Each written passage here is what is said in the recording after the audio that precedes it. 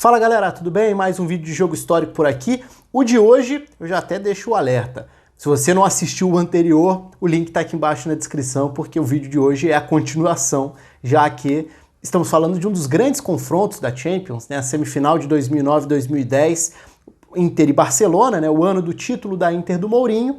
E até por isso, o primeiro vídeo foi sobre o jogo da ida, o 3-1 na Itália, e esse vídeo de agora é a volta, o 1-0 do Barcelona, jogando no Camp Nou, num jogo que é muito marcante, o jogo da comemoração do Mourinho, que sai depois correndo pelo Camp Nou e até gera um princípio de confusão ali pela reação dele, pela comemoração.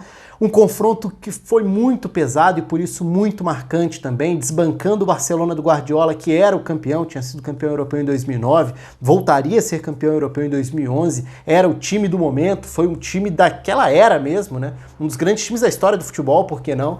E a Inter teve esse grande mérito de deixar essa equipe pelo caminho. Então tá feito o convite. Se inscreva aqui no canal, é só clicar aqui embaixo, você se inscreve, ativa o sininho da notificação, deixe no comentário aqui sobre o jogo, sobre o que você se recorda, o destaque desse confronto, outras sugestões de jogos marcantes aí para acompanhar, para ter análise aqui no canal, e confira também o link que está na descrição com a análise do primeiro jogo, até para pegar como gancho, né, como ponto de partida para esse agora, que é a volta. Então, obviamente, uma coisa está direcionada à outra. Alguns desdobramentos desse jogo têm a ver com o jogo da ida. Olhando para as escalações, modificações, né, dos dois lados. Então a Inter não tinha o Pandev, quem joga fazendo o lado esquerdo era o Kivo, um lateral esquerdo, um zagueiro, jogando como um meia pelo lado esquerdo, mas que tinha tudo a ver com aquela preocupação que era importantíssima. Os avanços do Daniel Alves, o jogador que desequilibrava a partir da lateral se projetando. Então o Kivo entrava no jogo para ter esse papel, para fechar o corredor do Daniel Alves, para reforçar a marcação ali,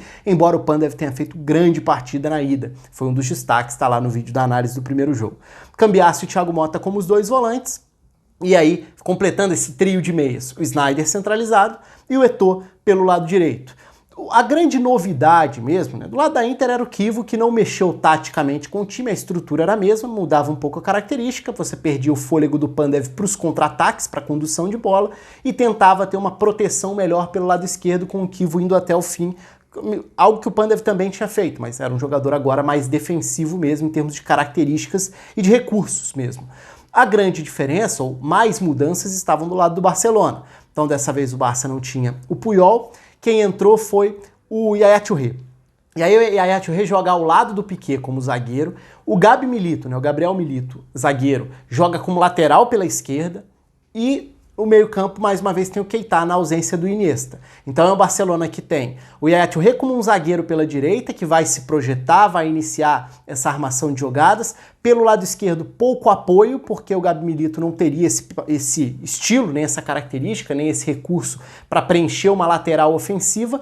Mas uma outra mudança importante de estrutura é que dessa vez o Pedro não jogava como um meia, um ponta que partia da direita para dentro e ocupava essa faixa central. O Pedro dava essa amplitude à esquerda, jogava mais espetado, mais aberto na esquerda, tentando abrir a linha de marcação, a linha de defesa da Inter. Então tem mudanças consideráveis de desenho em relação ao primeiro jogo. Outro ponto importante aí é, agora o Barcelona tem o Daniel Alves atacando um corredor, o Pedro bem espetado no outro corredor, bastante gente por dentro. Por dentro nisso, o Messi, o Ibra, e atrás, Xavi, Keita, Busquets e Yaya Touré se projetando também. Então é um Barcelona modificado para encarar a Inter, tendo que furar esse bloqueio que tinha funcionado bem na partida de ida entre as duas equipes. A Inter tinha uma vantagem considerável com o 3-1, obrigava o Barcelona a buscar o 2-0. E aí entra um dos pontos principais do jogo. Diante de todo esse cenário, claro, eu vou chegar na expulsão que condiciona bastante o jogo também, mas acho que o grande ponto como resumo foi um jogo de ataque contra defesa, isso é fato. Foi um jogo do Barcelona em cima e da Inter lá atrás. Mas foi um jogo que o Barcelona quase não leva real perigo ao gol do Júlio César. Quando leva, o Júlio César vira um dos personagens. Mas dá para contar nos dedos as chances claras do Barcelona. Um chute do Messi no primeiro tempo, uma bela defesa, uma defesaça do Júlio César no canto. Uma chance já com o Bojan no segundo tempo de cabeça, isso já 36 do segundo tempo. É a primeira grande chance do Barcelona na segunda etapa. Depois sim, aí sai o gol, aí tem o chute de fora do Xavi, aí tem o drama dos minutos finais. Então, apesar de ter sido um jogo de ataque contra defesa quase que o tempo todo, foi um jogo em que, pra valer, o Barcelona não criou tanto não. a gente vai entrar em outros fatores e aí sim nesse andamento da partida. Por quê? Se a dinâmica, se os desenhos, as estratégias já estavam bem definidos a partir desse desenho inicial, um ponto muito importante é a expulsão do Thiago Motta. E aí a gente já entra numa outra questão. Uma expulsão exagerada, ele acaba realmente acertando com a mão no rosto do Busquets. O Busquets dá uma exagerada, faz um teatro, valoriza. O Thiago Motta é expulso e isso a gente está falando de pouco mais de 25 do primeiro tempo. Então ali com uns 27 do primeiro tempo, o Barça fica com a mais. Isso significa mais de 1 hora de jogo para a Inter ter que se defender contra o ataque mais poderoso do mundo de um time embaladíssimo. Então, isso vira um ingrediente a mais para a tensão de tudo isso. Isso também mexe com a estrutura, com a estratégia, com o que dava para a Inter tentar oferecer de alternativa de contra-ataque, né? No primeiro jogo, a Inter conseguiu alternar períodos de postura mais defensiva com outros de agressividade mais avançada, com troca de passe por mais tempo também, para tentar esfriar o ritmo do adversário. Com 1 a menos, ficaria complicado. Thiago Motta toma um cartão logo no início do jogo, um cartão amarelo, por uma entrada dura no Messi, e o Messi começa a aparecer nessa faixa do campo ali, atrás dos volantes, tentando partir da direita para trás dos volantes. O Ibra busca muito o Samuel nesses duelos, então é um Ibra que no início do jogo puxa muito para o lado direito. No primeiro jogo a área tinha sido muito bem protegida pelo Lúcio e o Ibra teve muita dificuldade. No segundo jogo o duelo do Ibra é mais com o Samuel, e o Samuel tem ampla vantagem também, tanto que o Ibra acaba substituído sem oferecer quase nada dentro do jogo. O Ibra foi uma peça muito discreta dentro do confronto diante da Inter, muito facilmente controlada pela boa defesa da Inter nos 2 jogos. Então a expulsão do Thiago Motta muda o jogo, porque a Inter passa a ter 1 a menos. E como que funciona esse reequilíbrio de um time com 10? O Kivu sai da meia esquerda, era o responsável por fechar o corredor do Daniel Alves, agora é o responsável por jogar ao lado do Cambiasso, vira o volante pela esquerda. O Milito, primeiro, o Eto'o muda de lado, o Eto'o passa a jogar como esse meia pelo lado esquerdo, porque teria mais fôlego para tentar fechar a marcação e auxiliar. No primeiro momento ele estava pela direita, mas agora ele vira o jogador que fecha o lado esquerdo de marcação. Sobram Sneijder e Milito.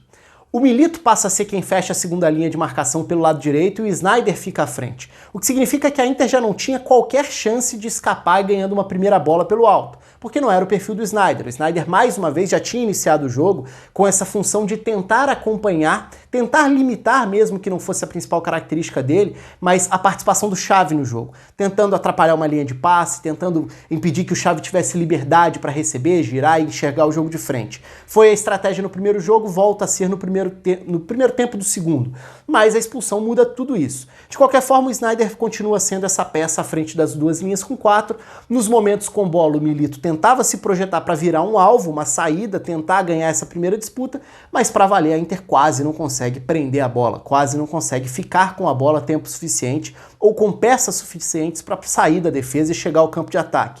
Vira, de fato, um ataque contra a defesa com um jogador a mais. O Barcelona passa a ter o Yaya Touré se projetando bastante pelo lado direito, o Keita cada vez mais se projetando pelo lado esquerdo, então passa a ser um jogo em que o Xavi se alterna ali também avançando, saindo dessa faixa que era a de observação do Sneijder para ocupar todo o campo.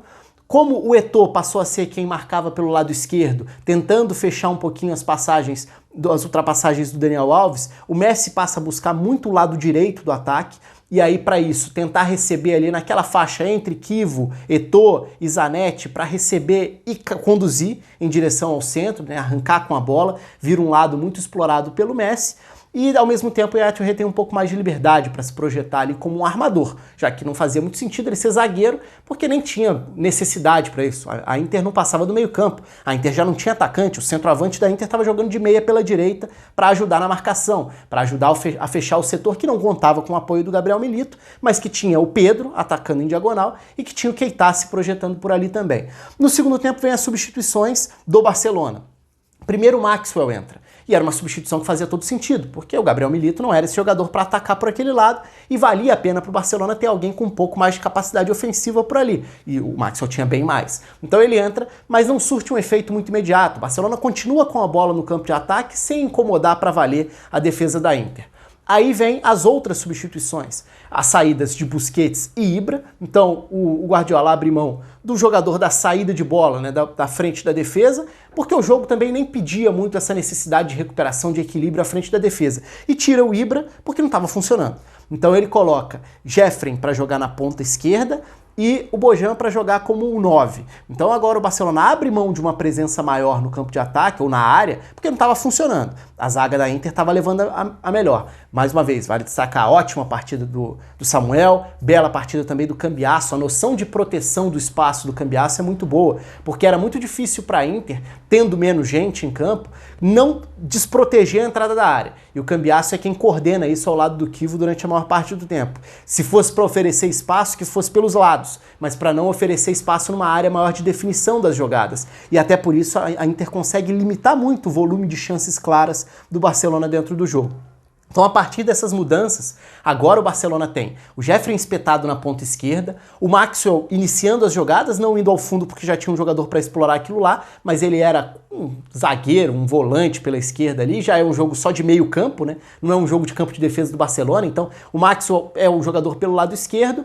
O Yaya Touré, nessa altura, já virou um armador do time também. Na saída do Busquets, mais ainda, Yaya Touré e Xavi, só com o Piqué, digamos, ali numa sobra, mas também iniciando a armação das jogadas. O Daniel Alves no corredor direito. O Pedro, nessa altura, vira um atacante a mais na ponta direita para tentar trazer para dentro e abrir o corredor para o Daniel Alves, com Bojan, o Keita atacando muito a área e Messi e Xavi atrás tentando armar. E é justamente dali que vai sair uma das principais chances, a primeira boa chance do Barcelona no segundo tempo, que é um cruzamento do Messi na cabeça do Bojan, que finaliza para fora, isso já com os 36 do segundo tempo. Então, na maior parte do tempo, embora tenha sido um exercício de sobrevivência da Inter, e tem um mérito muito grande aí em organização e principalmente em concentração, né, para executar uma estratégia, botar em prática um plano que precisou ser adaptado e passou a ser ultra defensivo, mas era o que dava para fazer dentro do jogo, tem um mérito muito grande da Inter aí de nem ceder grandes oportunidades.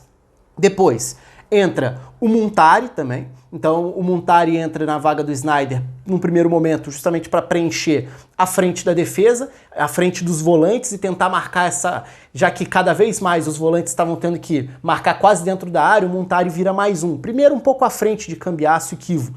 Depois entra o Córdoba também, e aí muda mais uma vez o funcionamento da Inter para os minutos finais, porque passa a ser uma Inter que passa a ter uma linha com 5, o Córdoba já jogando como zagueiro, junto com o Lúcio e com o Samuel, com o Zanetti de um lado, o Maicon do outro, a proteção tendo Muntari à esquerda, tendo também o Eto'o do outro lado, agora o Muntari é quem já está tentando proteger o lado do Daniel Alves, e os dois volantes à frente da defesa. Ou seja, é uma Inter ultra defensiva para fechar, bloquear a entrada da sua área, enquanto o Barcelona tenta furar, consegue numa fase do jogo em que o Piqué já tinha virado atacante, que é o cenário da reta final. Então, a Inter cada vez tem menos jogadores dispostos a passar do meio campo. O Barcelona tem cada vez menos jogadores precisando ficar numa cobertura defensiva. O Yaya Touré já tinha virado meia, o Gabriel Milito já tinha sido substituído, então o time passa a ter, no final do jogo, o Piqué como centroavante. O Ibra não funcionou, o Bojan não era esse perfil. No final do jogo, já é o Piqué quem tá lá na frente, e é assim que sai o gol do Barcelona, né? Já bem na reta final do jogo, mas é uma jogada que tem Messi e Xavi fora da área e que tem também para essa área tão preenchida, aí um descuido na questão da linha de impedimento. O Muntari fica um pouco atrasado pelo lado esquerdo na tentativa de fechar aquele corredor, e com isso o Piqué recebe na área, e com muita categoria, né, muita qualidade, ele gira para finalizar e fazer o gol, que dá fôlego para o Barcelona nos minutos finais. E aí, de novo, vira pressão, o Barça tentando abafar, mas muito na reta final mesmo, porque até 35 do segundo tempo, o tempo estava passando sem que a Inter fosse verdadeiramente ameaçada por essa pressão que o Barcelona exercia. Dominava, era ataque contra defesa, era jogo inteiro em cima da área adversária, mas tinha muito mérito da Inter para se defender e se proteger mesmo com um a menos, já que tinha perdido uma peça tão importante, né? O Thiago Motta, que foi um dos melhores em campo na ida, acabou sendo expulso na metade ali do primeiro tempo. Então é uma classificação heróica, fundamental, um capítulo muito importante na história da Inter, ficaria ainda mais importante depois com a confirmação do título da Champions da Inter naquela temporada, mas é de fato um jogo muito marcante da Champions, essa classificação da Inter para cima do Barcelona do Guardiola. A Inter do Mourinho batendo, embora tenha perdido o jogo, né, mas batendo no agregado, no confronto, o Barcelona do Guardiola. Conto com os comentários de vocês, com a inscrição, compartilhem o vídeo, deixem a curtida aí embaixo também. Um abraço e até a próxima.